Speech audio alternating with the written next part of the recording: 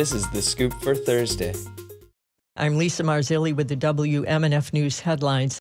Governor Ron DeSantis will be in Tampa this afternoon to attend an event at Jesuit High School to discuss the potential impact of Amendment 4 on Florida. Amendment 4, which will appear on the November ballot, would protect abortion up to 24 weeks. Pro-choice activists will be gathering outside Jesuit High School at the corner of Osborne and Himes at 5:30 p.m.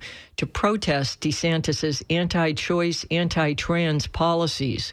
Several organizations will be speaking, including the Tampa Alliance Against Racist and Political Repression, the Progressive Jewish Coalition, and Tampa Democratic Socialists of America. The state has rejected federal funding to assist families with groceries next summer.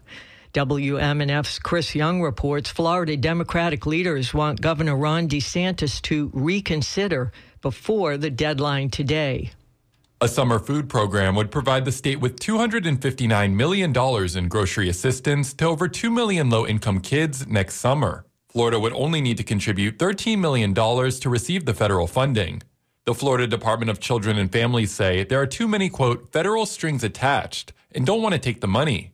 Democratic leader Fentrice Driscoll says it's a political stunt. Struggling families can't eat political stunts, and they don't deserve to suffer the consequences imposed by the governor's limited view of freedom. Florida Democratic lawmakers sent a letter to Governor Ron DeSantis, DCF Secretary Siobhan Harris, and Florida Department of Agriculture and Consumer Services Commissioner Wilton Simpson. The letter asked them to reverse course and participate in the federal program. Chris Young, WMNF News. The Foundation for Individual Rights and Expression, or FIRE, is investigating the permanent expulsion of a student group from the University of South Florida. The USF administration says Tampa-based Students for a Democratic Society violated the university's student code of conduct during pro-Palestine protests that led to multiple arrests.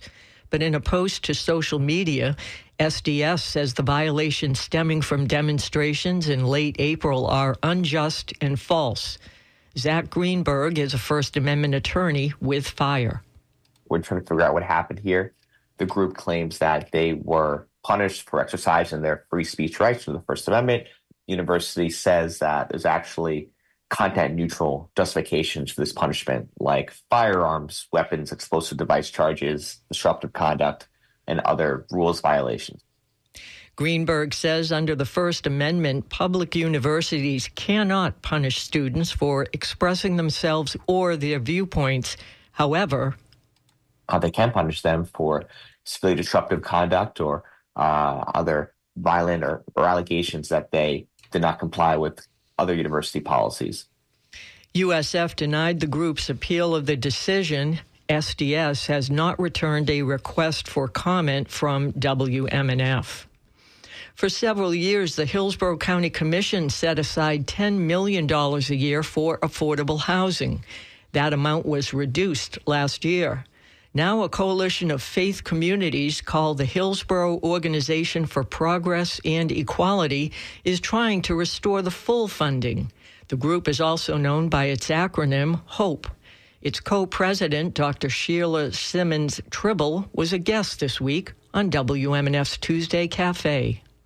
In the 2024 budget, when the actually $8 million was taken from the HOPE Affordable Housing Fund and left only $2 million. So it started last year, and people were very sad. People were devastated because the thing about the HOPE Fund, yes, there are a lot of money coming into the Department of Affordable Housing at the county level. But what you have to understand is that each of these different programs actually have different activities, some for construction, some for building homes, for not only just low-income families, but moderate families.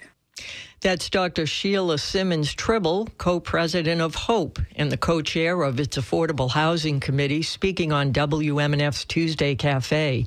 You can watch this full interview on our website, WMNF.org/news. The Hillsborough County Commission will hold public budget hearings on September 12th and 19th at 6 p.m. I'm Lisa Marzilli with the WMNF News headlines. This is The Scoop, recorded at WMNF Tampa.